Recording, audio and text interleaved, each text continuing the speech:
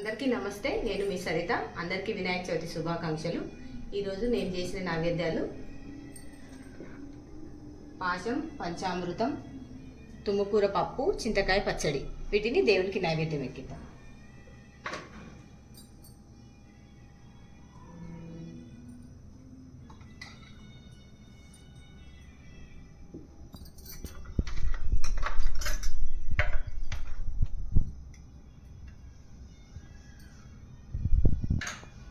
పంచామృతం ఇది, ఇక్కడ కూరాడి,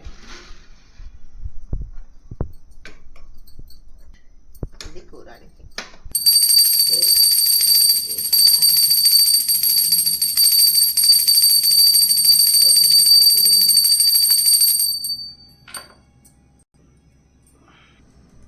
जय बोलो गणेश महाराज की जय।